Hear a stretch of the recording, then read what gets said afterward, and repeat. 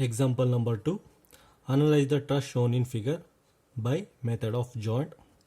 This is the given figure. This is simply supported truss, simply resting over two support. One is hinge support, another one is roller support. Also, this truss is subjected to 5 number of external forces. These are all external forces: 1, 2, 3, 4 and 5. Now, by method of joint, we have to find out member forces.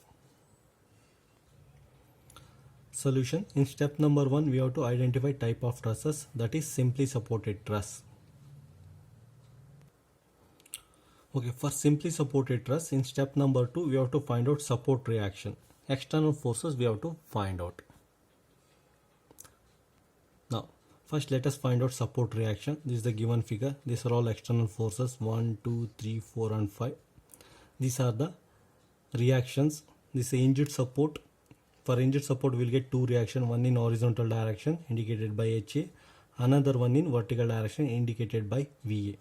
Similarly, for roller support, we will get only one reaction, that is acting in vertical direction indicated by VE.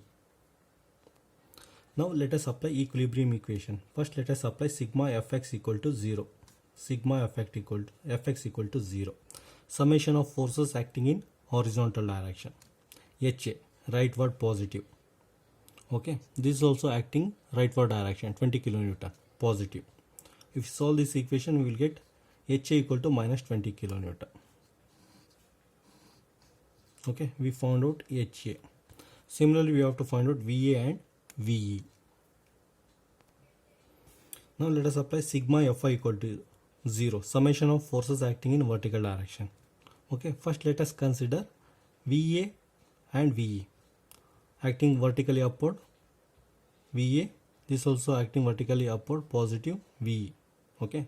Next, minus 30. This one, vertically downward, minus 30, minus 50, vertically downward, minus 50, minus 40, vertically downward, minus 40, then minus 30, vertically downward, minus 30, equal to 0. VA plus VE equal to 150 kilonewton. Consider it as equation number 2. Equation number 1. This is equation number 2. To find out support reaction, we have to use 3 equilibrium equation: sigma Fx equal to 0, sigma Fy equal to 0 and sigma m, summation of all moment equal to 0. This was sigma Fx equal to 0, is also sigma Fy equal to 0, that is also over. Now we are applying sigma m equal to 0. Now I am calculating moment about A. Sigma summation of all moment about this joint A. Even if you calculate moment about this joint, moment about E, you will get same answer. The final answer will be remain same. Now, what is the formula for moment? Force into perpendicular distance. Okay. I am calculating moment about A. The line of action of this force is passing through this point, this joint. So, we don't get perpendicular distance, that is 0. So, line of action of force is passing through this joint. We don't get perpendicular distance, that's why it is 0. Now, 50 into 4. This is the line of action of the force. Force, and this is the perpendicular distance, 4 meter, from this point to this point, 4 meter. And this force is acting clockwise about joint A. It is acting clockwise about joint A. That's why I am using positive sign. Similarly, 40 kilonewton. This is the magnitude of force, 40 kilonewton, and perpendicular distance from this point to this point. Distance is 8 meter. This force also acting clockwise about point A. Point A. So that's why I am using plus. Next I am considering 20 kilonewton force. Force, magnitude of force is 20 kilonewton and perpendicular distance. This is the line of action of the force. Line of action of the force, and this is the perpendicular distance. What is the perpendicular distance? That is 4 meter.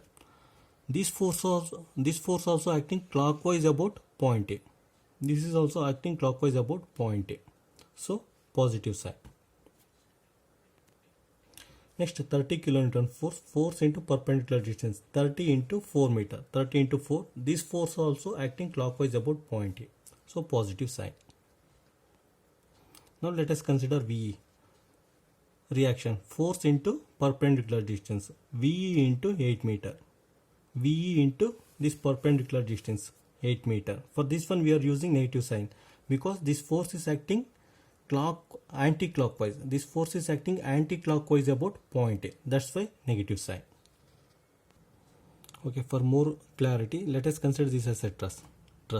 Okay, we are calculating moment about A. That's why I am holding at this point.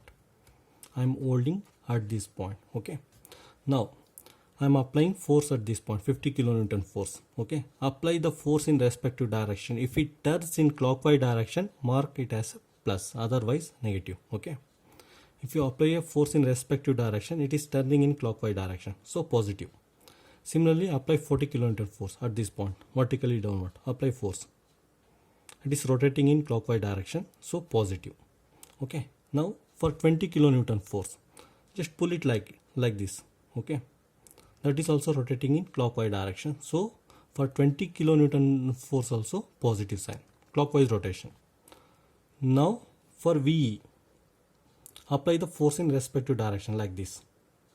Okay, it is rotating in anti-clockwise direction, that's why I am using negative sign. Okay, suppose if you want to calculate moment about this point VE, just hold it like this and apply the force in respective direction. If it turns clockwise, mark positive sign. If it turns anti-clockwise direction, mark negative sign. That's it. Now if you solve this equation, we will get value of VE. V equal to 90 kilonewton. Substitute back in the equation number 2, we will get VA value. Okay, that is 60 kilonewton. Now second step is over. We have calculated all the support reaction, HA, VA and VE.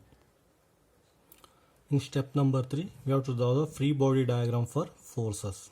Okay, for both external and internal forces, we have to draw the free body diagram. First, let us mark the external forces as it is. 30 kilonewton vertically downward, as it is I am marking. 50 kilonewton vertically downward, as it is I am marking. 40 kilonewton, similarly 20 kilonewton. Okay, support reaction, this is also external forces, I am marking as it is. Okay, and 30 kilonewton as it is I am marking, and HA and VA I am marking as it is. Okay, these are all external forces.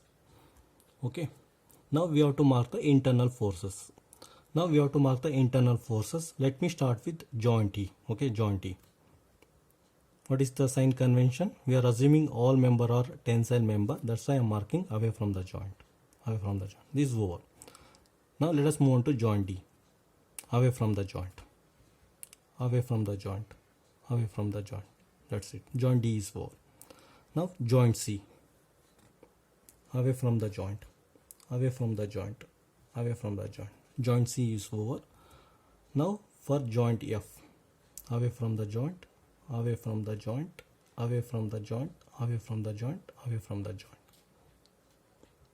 Similarly, we have to mark for joint A and B. Away from the joint.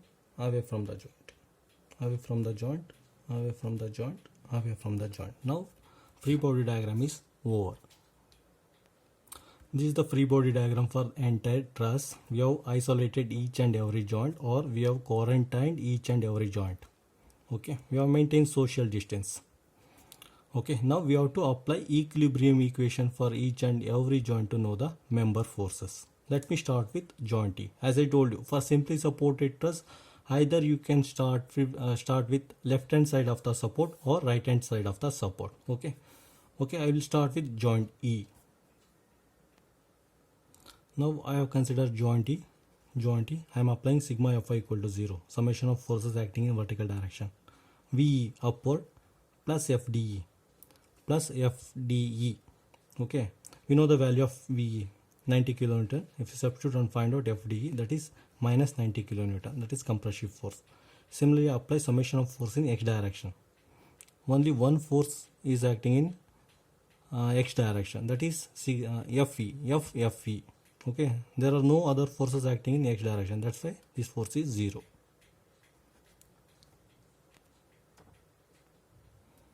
Now let us consider joint E.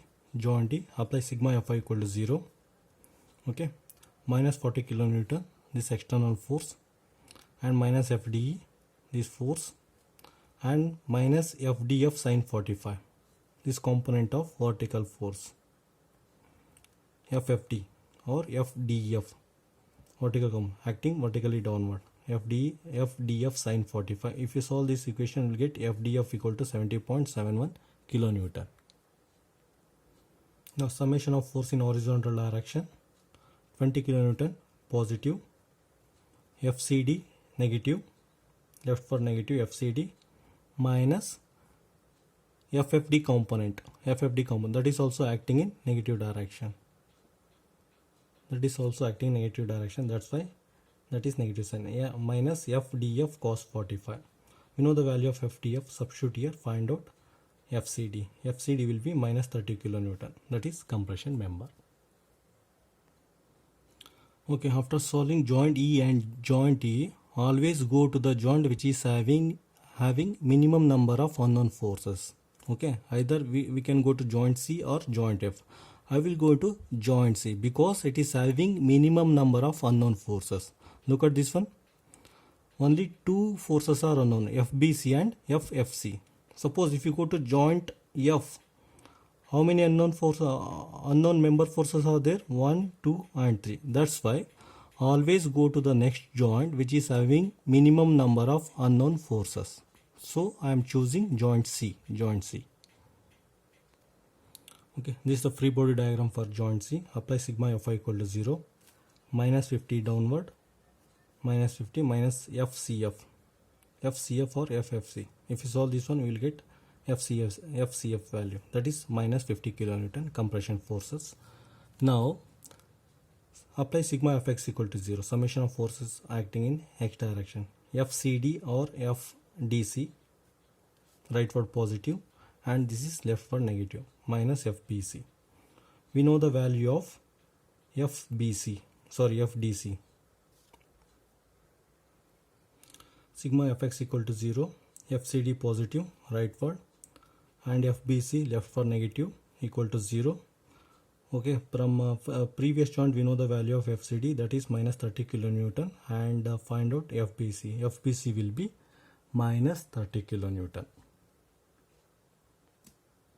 After solving joint C, either you can go to joint B or joint A. It doesn't matter. If you go to joint B, only two forces are unknown, FAB and FBF. Even if you go to joint A, only two forces are unknown, FAF or FAB.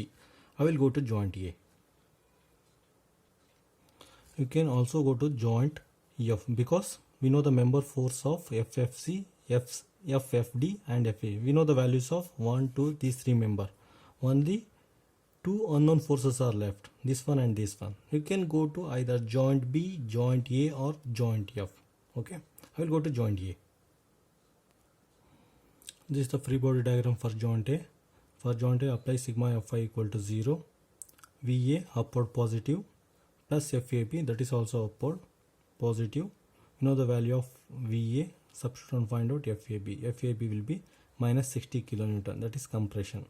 Now sigma Fx equal to 0, summation of force in horizontal direction, HA positive plus AF, that is also rightward positive. HA, this force is acting rightward positive. FAF, that is also positive, equal to 0. Now you can substitute for HA, that HA value is minus 20 plus FAF. Now if you solve this one, we will get FAF equal to 20 kilonewton. Now let us go to joint B. This is the free body diagram. Sigma Fy equal to 0, minus FAB downward, minus 30 downward. Okay, minus FA, component of this force, that is also acting in vertically downward, minus FAB sine 45. We know the value of FAB, substitute and find out FFB, that is 42.42 kilonewton. Then apply sigma Fx equal to 0, summation of force in x direction, FBC and component of this force, component of FBF force, that is also positive. FFB cos 45. We know the value of FFB. Substitute here and find out FBC. FBC equal to minus 30 kilonewton compression. Now we found out all the member forces. No need to go for joint F. We already found out this value, this one, and this one by considering respective joint. If we consider this joint, we already solved this one.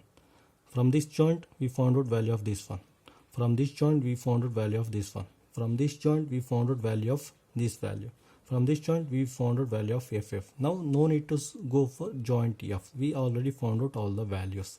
Now, let us substitute on the main diagram. If you mark it on the main diagram, it will going to look like this. The member force here is 0. This is 90 kilonewton towards the joint. This is compression. This is towards the joint. This is also compression. These are away from the joint. This is tensile forces.